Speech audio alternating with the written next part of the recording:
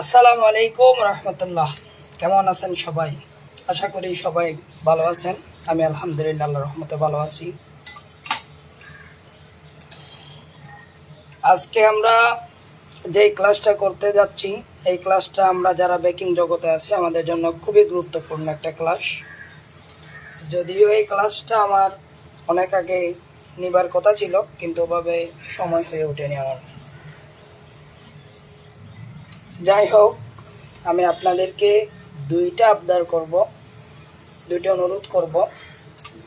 প্রথম, আমার এই ভিডিওটা আপনারা কোথাও কাউকে শেয়ার করবেন না বা ডাউনলোড করবেন না। আমি আশা করি আপনারা আমার অনুরোধটা রাখবেন।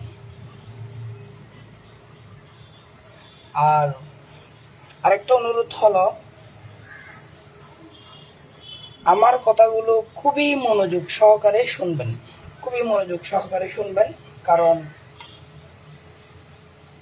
এসব ক্লাসের ভিডিও অনেক আছে, সব কিছুরই তো ভিডিও আছে, ইউটিউবে দেখলে পাওয়া যায়, কিন্তু আপনাকে এ টু জেড বুঝিয়ে দিবে না। কিভাবে করলে আপনি বুঝতে পারবেন, কিভাবে করলে আপনি সহজে করতে পারবেন, ওইভাবে আপনাকে বুঝিয়ে দিবে না। তো আমি মনে করি আমার কথাগুলো খুবই মনোযোগ সহকারে শোনা উচিত। যাই হোক, আমি নিয়েছি লিকার জন্য ক্রিম। এটা যদিও ক্রিম নয়, এটা বাটার। আমি বাটারকে শুধু নরম করে নিয়েছি আর রেড কালার দিয়েছি। আপনি যে কোনো বাটার ব্যবহার করতে পারেন, সমস্যা নাই। যে কোনো বাটার শুধু নরম করে নিলেই হবে একটু। আর এখানে যদি আপনার কিচেনে এসি থাকে, যদিও বাটার একটু শক্ত থাকবে, একটু নরম করে নেবেন আর একটু তেল দিয়ে নেবেন। আমার ক্রিমটা দেখেন কীরকম, ক্রিমটা দেখেন, বেশি শক্ত নয়, বেশি নরমও নয়, মোটামুটি। অনেকেই মনে করে ক্রিম মনে হয় বরাবর হতে হবে, ক্রিমের উপর সব কিছু। না, এরকম নয়।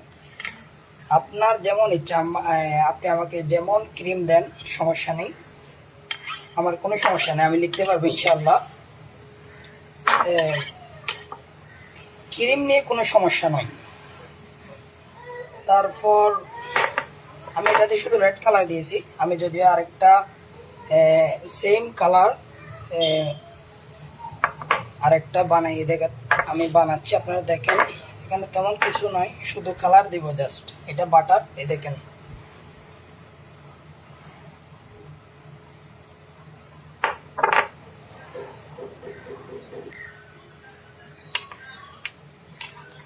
দেখেন,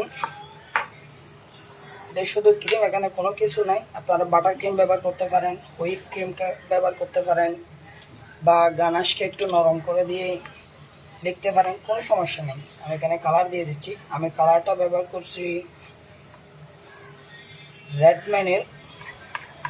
আমি একটা রেড কালার আগে বানিয়েছি, আপনারা দেখছেন। আর এখন গ্রিন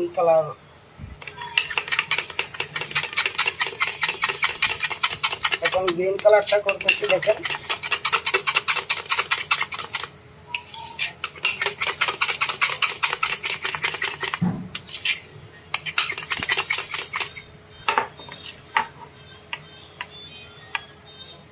আরেকটু দিই কালার।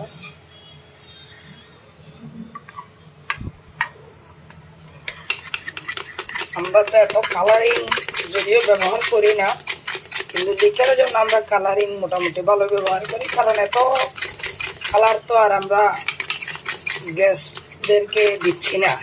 যদিও অনেক কাস্টমাইজ কেক আছে, অনেক কালারিং থাকে, ওটা তো আর যারা যে কাস্টমার নেয় তারা ভালো করে জানে ওটা কালারিং বা কালার হয়,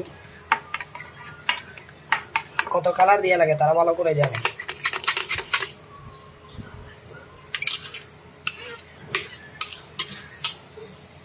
জাস্ট এখানে আর কোনো কিছুই নেই, শুধু কালারিংটা করেছি। বাটারে আমি শুধু কালার দিয়েছি, রেডম্যানের কালার ব্যবহার করেছি। আর আমি বাটার ব্যবহার করেছি জয়া বাটার। দোকানে ছিল জয়া বাটার, আমি জয়া বাটার নিয়েছি, আর কোনো কিছুই নয়। আমার রুম টেম্পারেচার ভালোই আছে, সেজন্য আমি তেল ব্যবহার করি নাই। যদি কারণ আমার ক্রিমটা নরম, রুম টেম্পারেচার যেহেতু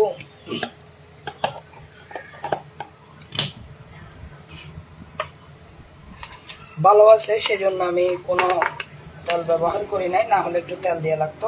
আমি মনে করতেছি এখন ঠিক আছে। ক্রিমটা দেখেন কীরকম, ক্রিমটা বেশি নরমও নয় বেশি শক্ত নয়, দেখেন।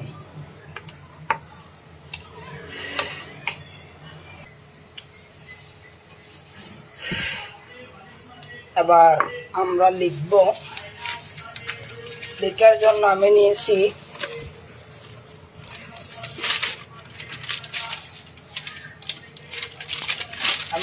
Butter paper. মনে করেন অনেক লেখা দেখানো লাগবে, সব তো আর কেকের উপর লিখে সম্ভব না। আমি বাটার পেপার মানে এইখানে লিখে দেখাবো কিভাবে লিখব। আমি বলবো আপনারা আমার কথাগুলো খুবই মনোযোগ সহকারে শুনবেন, কারণ আমি কিভাবে লিখছি, আমি কিভাবে লেখা শিখেছি, আমার কীরকম লেখা ছিল, আমি হঠাৎ করে লেখা কিভাবে এভাবে করলাম। মানুষ মনে করে আমি অনেক বছর চেষ্টা করেছি, সেই জন্য হয়তো আমার লেখা এত সুন্দর না। আমার লেখা আমি অনেক বছর চেষ্টা করি নাই, যদিও আমি লিখতেছি অনেক আগে থেকেই। আমার লেখা এরকম ছিল না। এখন 25 সাল 21 সালেও আমার লেখা সুন্দর ছিল না। তাইলে কি আমি কাউকে ফলো করছি? না না না, আমি কাউকে ফলো করি নাই। এটা একদম ফলো করি নাই বললে হবে না, যদিও করেছি, কিন্তু আমি এখন যে এরকম লিখি এরকম নয়। আমি যাকে ফলো করেছিলাম তার লেখা এরকম ছিল না। তো এখন আমি যেভাবে লিখছি, আমি এখন যেভাবে লিখতেছি বর্তমান আপনারা দেখতেছেন, আমি সেম এভাবে কিভাবে করলাম আর আমি আগে কীরকম ছিলাম, আমি এভাবে কিভাবে করতে পারলাম, আমি সব কিছু আপনাদেরকে শেয়ার করব। মনোযোগ সহকারে আমার কথাগুলো শুনবেন, ইনশাল্লাহ আপনিও লিখতে পারবেন। এখানে একটু সময় দিতে হবে, এত বেশি যে সময় দিতে হবে তাও নয়, একটু প্র্যাকটিস করতে হবে। কিন্তু যে দিক নির্দেশনাগুলো থাকে আমি ওইগুলা মন থেকে শেয়ার করব। আমিও চাই আপনারা লিখতে পারেন। আর যদি আমার কথাগুলো আপনি মনোযোগ সহকারে শুনেন, আপনি যদি ওইভাবে ফলো করেন, ওইভাবে লিখার চেষ্টা করেন, ইনশাল্লাহ আপনি পারবেন, কোনো সমস্যা নাই। আমি নিয়েছি বাটার পেপার, এটার উপর লিখবো। আমি আরেকটা পেপার কাটবো। এই দেখেন আমি কোন বানাচ্ছি, অনেকে টিউব বলে, অনেকে কোন বলে। আমি একটা কাটতেছি, বাটার পেপারকে কাটতেছি। আপনি লেখার জন্য পাইপিং ব্যাগ ব্যবহার করতে পারেন, বাটার পেপার ব্যবহার করতে পারেন, তারপর নরম জাতীয় যে কোনো কিছু হলেই হবে, কোনো সমস্যা নাই। নরম জাতীয়, এই দেখেন কীভাবে কাটছি আমি। কোন তো সবাই বানাইতে পারেন, এটা শিখার কিছুই নাই। এখন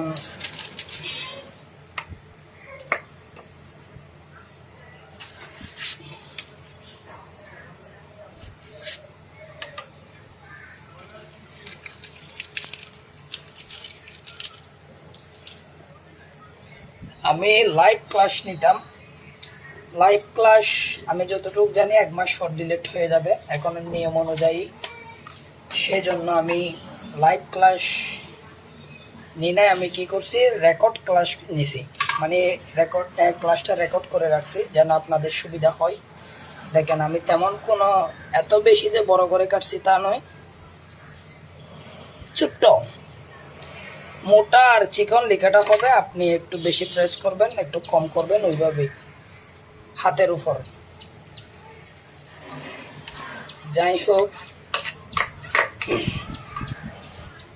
এখন আমি যেই কথাগুলো বলবো বা যেই কাজটা করবো একটু মনোযোগ সহকারে দেখবেন। দেখেন লেখা সুন্দর হবার লেখা সুন্দর করার সব থেকে বড় মাধ্যম আমি মনে করি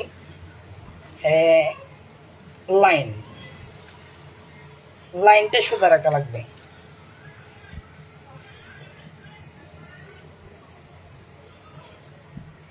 লাইনটা সোজা রাখা লাগবে।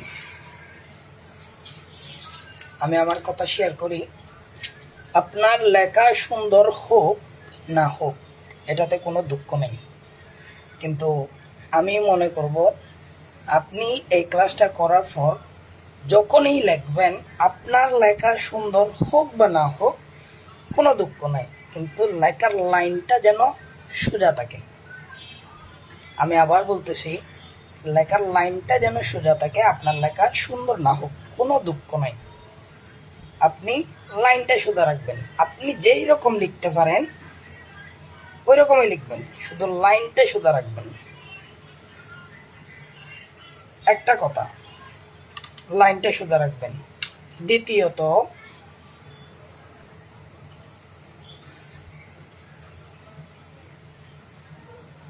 আমি সবাই মনে করে ইংলিশ লেখার 3টা লাইন থাকে অবশ্যই, আমি কিন্তু 3টা দিই নাই, আমি দিয়েছি 2টা।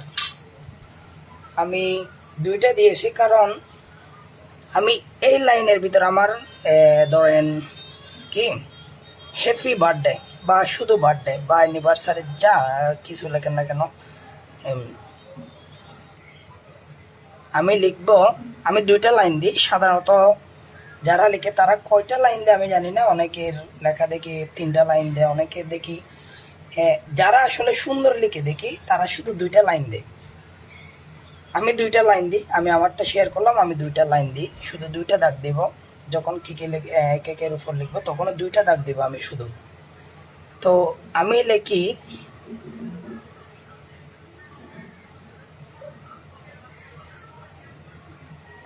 হ্যাপি, ধরেন এসটা আমি এভাবে দিব।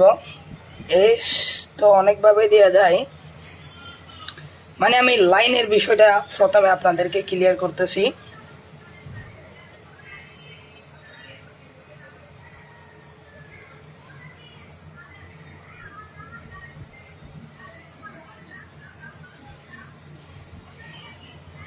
এইখানে অনেক উপরে এইচ এরিয়াটা আমি ওইটা চিন্তা করতেছি না, আমি খাতা কলমে লিখতেছি না, আমি লিখবো কেকের উপর। আমার লেখা এমনভাবে লিখতে হবে যেন আমার কেকটাকে ফুটিয়ে তোলে। অনেক সময় কেকের জায়গা এমন অবস্থায় থাকে মানে অনেক খালি খালি লাগে, জায়গা বড়, তো তখন আমরা কি করি, এইভাবে মানে স্টাইলিশ করে জায়গাটা নিয়ে ফেলি, মানে কেকটা লাগে অনেক তখন গর্জিয়াস লাগে, কিন্তু তো এর আগে লাগছিল খালি খালি। তো লেখা সুন্দর করার প্রথম মাধ্যম আমি মনে করি এই লাইনটা সোজা রাখা লাগবে। আপনি যেমনই লিখতে পারেন কোনো সমস্যা নাই, কিন্তু এই লাইনটা এখানে ফি ওয়াই যেখানে আসুক কোনো দুঃখ নাই। এটা হবে আপনার কিসের উপর, কেকের জায়গার উপর।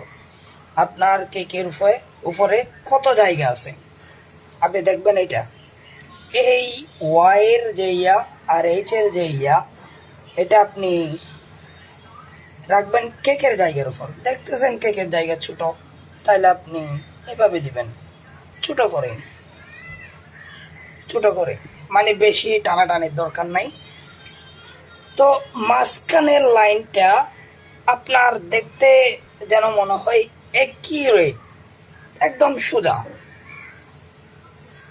এটা হলো প্রথম, আমি লেখা সুন্দর রাখার প্রথম মনে করি এই লাইনটা সোজা রাখা লাগবে। দ্বিতীয়ত, যারা সুন্দর লেখে হোক কলমে হাতে লেখে, কলমে খাতার উপর লেখে বা ক্রিম দিয়ে কেকের উপর লেখে, যারা সুন্দর লেখে তারা সব সময় আস্তে লেখে। আমি আবার বলতেছি, যারা সুন্দর লেখে তারা সব সময় আস্তে লেখে। আমি অনেক সময় নিই যখন আমার মন মানসিকতা ভালো থাকে, চিন্তা করি যে না এই কেকটা আমি অনেক সুন্দরভাবে লিখব, তখন আমি কেকটাকে অনেক আস্তে আস্তে লিখি। এটা যে ক্রিম হোক কোনো সমস্যা নাই, আমি অনেক আস্তে লিখি।